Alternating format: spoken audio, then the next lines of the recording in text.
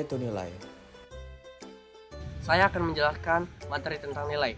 Nilai memiliki peran penting dalam membentuk perilaku individu. Menurut Wibowo 2014, apabila serangkaian nilai-nilai seseorang dianggap penting, maka hal itu akan tercermin dalam perilakunya, serta mengembangkan konsistensi dalam berbagai situasi. Hal ini menunjukkan bahwa nilai tidak hanya sekedar keyakinan, tetapi juga menjadi dasar perilaku seseorang baik di dalam maupun di luar pekerjaan. Sejalan dengan itu, Rockets dalam Badeni 2013 menyatakan bahwa ini merupakan keyakinan global menuntun tidak serta penilaian serta dalam berbagai situasi. Artinya, nilai menjadi pedoman yang membimbing individu dalam bersikap, menentukan keputusan, dan menilai suatu keadaan berbagai benar atau salah. Dengan demikian, nilai berfungsi sebagai acuan dalam proses pengambilan keputusan sehari-hari. Emsens dan von Glinow dalam Wibowo 2014 menegaskan bahwa nilai adalah keyakinan yang stabil dan evaluatif yang membentuk perilaku individu terhadap preferensi individu terhadap hasil atau tindakan tertentu. Hal ini, pandangan bahwa nilai-nilai memengaruhi cara pandang seseorang terhadap sesuatu dianggap baik atau buruk. Sistem nilai pribadi yang dimiliki individu juga berdampak pada seseorang, memandang orang lain, kelompok sosial, maupun hubungan antara pribadi. Wirandi 2015, dengan kata lain, nilai tidak hanya berfungsi untuk mengatur perilaku individu secara profesional, tetapi juga memengaruhi hubungan sosial, lingkungan kerja, maupun kehidupan seharian. Sedangkan terminologi nilai adalah keyakinan dasar yang memengaruhi cara individu bertindak, menilai seseorang, dan mengambil keputusan. Nilai mengandung unsur pertimbangan atau gagasan-gagasan seseorang individu terhadap apa yang dikatakan benar ataupun salah, baik atau buruknya yang diinginkan, terhadap hubungan yang erat antara nilai-nilai individu, sikap kerja, dan keputusan kerja. Penyelarasan nilai-nilai individu dengan yang diterapkan dalam organisasi dapat menimbulkan sikap positif terhadap pekerjaan dan pada akhirnya meningkatkan kepuasan kerja. Selain itu, sikap positif bekerja dalam memperkuat nilai-nilai masyarakat dan menciptakan lingkungan kerja yang harmonis.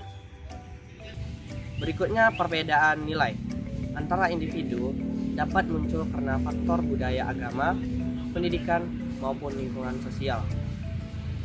Perbedaan tersebut memengaruhi cara benar atau salahnya, baik atau buruknya, serta perilaku dalam bertindak. Nilai berfungsi sebagai pedoman perilaku, standar penilaian, serta acuan dalam mengambil keputusan. Nilai-nilai juga menentukan prioritas dan mengarahkan sesuatu tindakan. Selanjutnya, hubungan nilai dan tingkah laku. Nilai memengaruhi pola pikiran yang kemudian tercermin dalam tingkah laku sehari-hari. Nilai membimbing pikiran kemudian tercermin dalam tingkah laku sehari-hari. Nilai membimbing individu untuk memasuki suatu situasi, cara individu bertingkah laku dalam situasi tersebut. Selanjutnya itu nilai etika dan nilai tingkah laku. Etika merupakan penerapan nilai dalam tindakan nyata. Nilai etis mengarahkan seseorang untuk berperilaku sesuai norma, aturan, dan moral yang berperilaku. Apa itu sikap? Saya akan menjelaskan tentang materi sikap. Definisi sikap terbagi menjadi 3 menurut para ahli. Yang pertama yaitu, menurut G.W. Alport, sikap adalah kesiapan seseorang untuk bertindak. Yang kedua, menurut Lapierre, dalam Azwar 2003, mendefinisikan sikap sebagai suatu pola perilaku tendensi atau kesiapan antisipatif, predisposisi untuk menyesuaikan diri dalam situasi sosial ataupun secara sederhana. Sikap adalah respon terhadap stimulasi sosial yang telah terkondisikan. Sedangkan menurut Sutomo 1994, sikap adalah pandangan atau perasaan yang disertai kecenderungan untuk bertindak terhadap objek tertentu. Sikap itu terdiri dari 3 komponen pokok, yaitu kepercayaan atau keyakinan, ide, dan konsep terhadap suatu objek. Artinya, bagaimana keyakinan dan pendapat atau pemikiran seseorang terhadap objek. Kehidupan emosional atau evaluasi orang terhadap objek. Artinya, bagaimana penilaian terkandung di dalam faktor emosi orang tersebut terhadap objek. Kecenderungan untuk bertindak, artinya sikap merupakan komponen yang mendahului tindakan atau perilaku terbuka. Sikap adalah ancang-ancang untuk bertindak atau berperilaku terbuka. Selanjutnya, ada 3 komponen secara bersama-sama membentuk sikap yang utuh atau total attitude, yaitu yang pertama, kognitif, yaitu aspek intelektual yang berkaitan dengan apa yang diketahui manusia, yang berisi kepercayaan seseorang mengenai apa yang berlaku atau apa yang benar bagi objek sikap. Yang kedua yaitu efektif, merupakan aspek emosional dari faktor sosio-psikologis yang didahulukan karena erat kaitannya dengan pembicaraan sebelumnya. Aspek ini menyangkut masalah emosional subjektif seseorang terhadap suatu objek sikap. Yang ketiga yaitu konatif, komponen aspek funksional yang berhubungan dengan kebiasaan dan kemauan bertindak.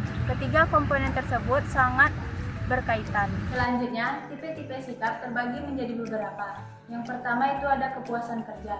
Istilah ini merujuk pada sikap umum individu terhadap pekerjanya. Yang kedua adalah keterlibatan kerja, yaitu bahwa keterlibatan kerja mengukur derajat seseorang secara psikologis yang mengartikan dirinya, pekerjaannya, dan menganggap tingkat kinerjanya sebagai hal penting bagi harga dirinya. Yang ketiga itu ada komitmen pada organisasi. Sikap tersebut didefinisikan sebagai keadaan karyawan yang mengaitkan dirinya pada organisasi tertentu dan sasaran-sasarannya, serta berharap memerhatikan keanggotaannya dalam organisasi tersebut. Apa itu kepuasan kerja? Baik, berikutnya saya akan membahas tentang kepuasan kerja. Kepuasan kerja merupakan persepsi seseorang mengenai pekerjaan berdasarkan faktor-faktor lingkungan kerja seperti gaya atasan, prosedur kerja, rekan kerja, kondisi kerja, dan tingkat kompensasi yang diterima. Elemen-elemen kerja yang berhubungan dengan kepuasan kerja diantaranya ada kompensasi, promosi kerja, kondisi kerja, cara organisasi dan hubungan yang tercipta antara atasan dan bawahan menurut George Muhammadiyah 2006. Berikutnya terminologi kepuasan kerja.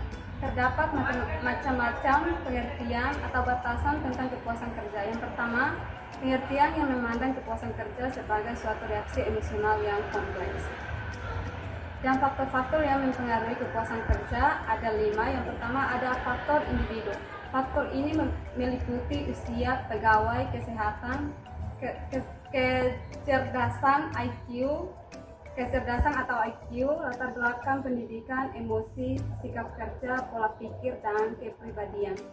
Yang kedua ada faktor pekerjaan.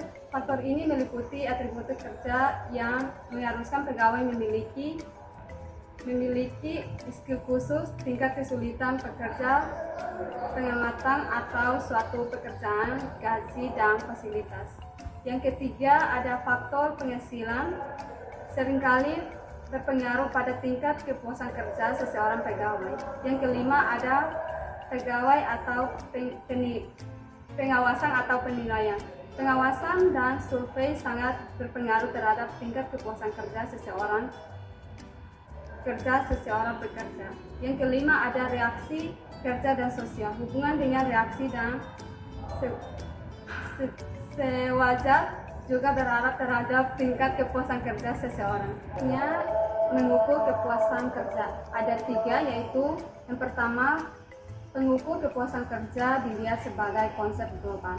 Konsep ini merupakan konsep satu dimensi, semacam ringkasan psikologi dari semua aspek pekerja yang disukai atau tidak disukai dari suatu jabatan. Yang kedua ada pengukur kepuasan kerja dilihat sebagai konsep pemukaan. Konsep ini menggunakan konsep pemukaan atau kompeten yang menganggap bahwa kepuasan karyawan dengan berbagai aspek situasi kerja yang berbeda itu bervariasi secara bebas dan halus diukur secara terpisah. Yang ketiga ada pengukuran kepuasan kerja dilihat sebagai kebutuhan yang terpenuhi. Nah, kebutuhan yang terpenuhi. Yang terakhir ada beberapa cara yang bisa dipakai untuk meningkatkan efektivitas kerja karyawan. Yang pertama ada menjadi pendengar yang baik, yang kedua ada prioritaskan kesehatan, yang ketiga ada reward yang sangat diperlukan, yang keempat ada perilaku tanggapan. Demikian berakhirnya tugas video kami. Kami mohon maaf jika ada kesalahan dalam penyampaian materi. Terima kasih.